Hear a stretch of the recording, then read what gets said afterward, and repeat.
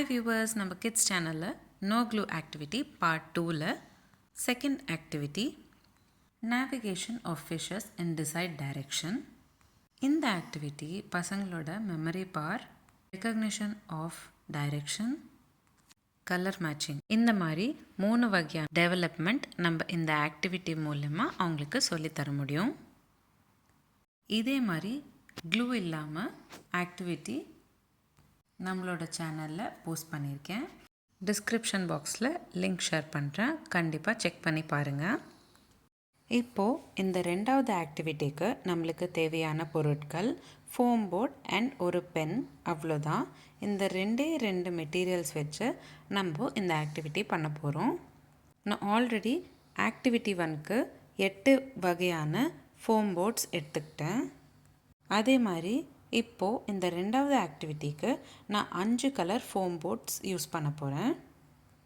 2 centimetre அளவுக்கு colour foam ports cut பண்ணிக்கோங்க.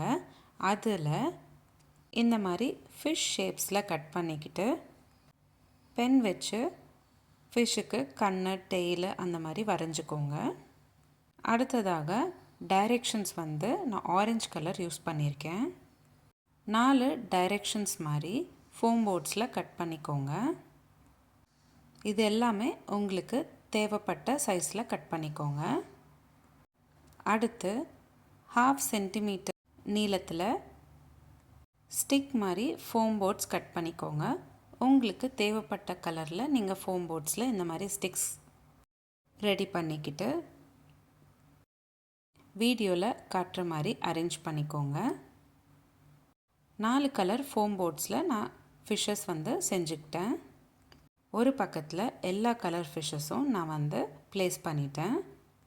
இப்போ பார்த்திங்கன்னா என்னோடய பையன் எந்த டைரெக்ஷனில் இருக்கோ அந்த டைரெக்ஷனில் ஃபிஷ்ஷஸ் ப்ளேஸ் பண்ணிட்டு வராரு.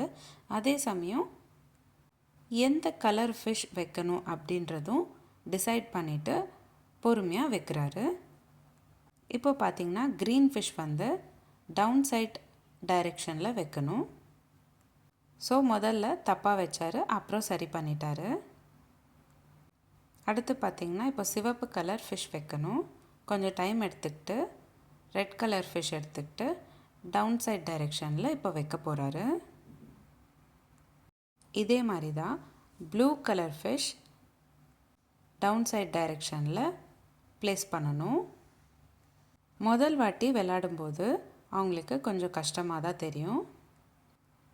இந்த கேம் ரீயூசபிள் அப்படின்றதுனால பசங்க அடுத்த வாட்டி விளையாடும்போது நீங்கள் நிறைய சேஞ்சஸ் பார்ப்பீங்க.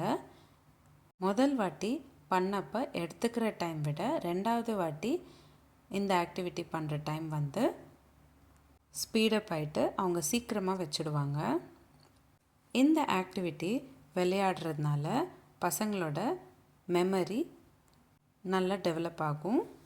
கலர் மேட்ச் பண்ணுறதுக்கும் கற்றுப்பாங்க. 4 டைரெக்ஷன்ஸும் அவங்க கற்றுப்பாங்க. இந்த கேம் செய்கிறது ரொம்ப ஈஸி அண்ட் சிம்பிள். நீங்கள் ஃபிஷ் தான் செஞ்சுக்கணும் அப்படின்ற அவசியம் கிடையாது. உங்கள் பசங்களுக்கு எந்த அனிமல் பிடிக்குமோ அதுக்கேற்ற மாதிரி நீங்கள் கட் பண்ணிக்கிட்டு கூட உங்களுக்கு ஆக்டிவிட்டி செஞ்சு கொடுக்கலாம். இந்த ஆக்டிவிட்டி உங்கள் பசங்க கண்டிப்பாக விரும்புவாங்க. ஒரு வாட்டி ட்ரை பண்ணி பாருங்கள். உங்களுக்கு இந்த வீடியோ பிடிச்சிருந்தா லைக் பண்ணுங்கள், ஷேர் பண்ணுங்கள். இந்த ஆக்டிவிட்டி எப்படி இருந்ததுன்னு கமெண்ட் பாக்ஸில் கமெண்ட் பண்ணுங்கள். உங்களோட பசங்களுக்கு எந்த அனிமல் ரொம்ப பிடிக்குன்றதும் எனக்கு கமெண்ட் பாக்ஸில் கமெண்ட் பண்ணுங்கள். உங்கள் பசங்களுக்கு பிடிச்ச அனிமல் எனக்கு கமெண்ட் பாக்ஸில் கமெண்ட் பண்ணிங்கன்னா அந்த அனிமல்ஸ் வச்சு கூட ஏதாவது ஆக்டிவிட்டி பண்ண முடிஞ்சால் கண்டிப்பாக உங்கள் கூட ஷேர் பண்ணுறேன். மீண்டும் சந்திப்போம் ஒரு அழகான கிட்ஸ் ஆக்டிவிட்டியுடன். தேங்க்யூ.